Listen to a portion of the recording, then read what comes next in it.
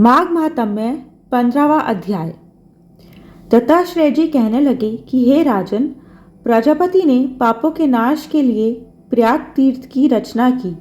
सफेद और काली के जल की धारा में स्नान का महात्म्य भली प्रकार सुनो। जो इस संगम में माघ मास में स्नान करता है वह गर्भ योनि में नहीं आता।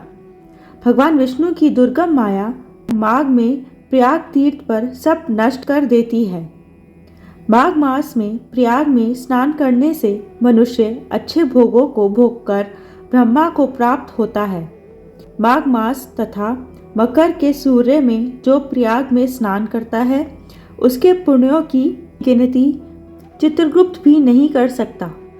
100 वर्ष तक निराहार रहकर जो पुण्य प्राप्त होता है वही फल माघ मास में 3 दिन प्रयाग में स्नान करने से होता है। जो फल 100 वर्षों तक योगाभ्यास करने से मिलता है। जैसे सर्प पुरानी कैंचुली को छोड़कर नया रूप ग्रहण कर लेता है, वैसे ही माघ मास में स्नान करने से मनुष्य पापों को छोड़कर स्वर्ग को प्राप्त होता है। परंतु गंगा यमुना के संगम में स्नान करने से हजारों गुना फल मिलता है।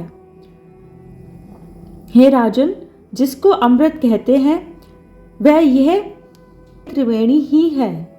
ब्रह्मा, शिव, रुद्र, आदित्य, मरुतगण, गंधर्व, लोकपाल, यक्ष, गुहाक, किन्नर, अणिमादि गुणों से सिद्ध तत्वज्ञानी, ब्रह्माणी, पार्वती, लक्ष्मी, सची, नैना, दीति, अदिति, संपूर्ण देव पत्नियां तथा नागों की स्त्रियों घृताजी, मेनका, उर्वशी, रंभा, तिलोत्मा, अप्सरागण और सब पितर, मनुष्यगण, कलयुग में गुप्त और सतयुगादि में प्रत्यक्ष सब देवता माघ मास में स्नान करने के लिए आते हैं।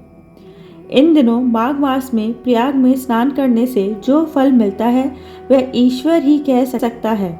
मनुष्य में कहने की शक्ति नहीं है। हजारों अश्वमेध यज्ञ करने से भी यह फल प्राप्त नहीं होता। पूर्व समय में कांचन मालिनी ने इस स्नान का फल राक्षस को दिया था और इससे वह पापी मुक्त हो गया था।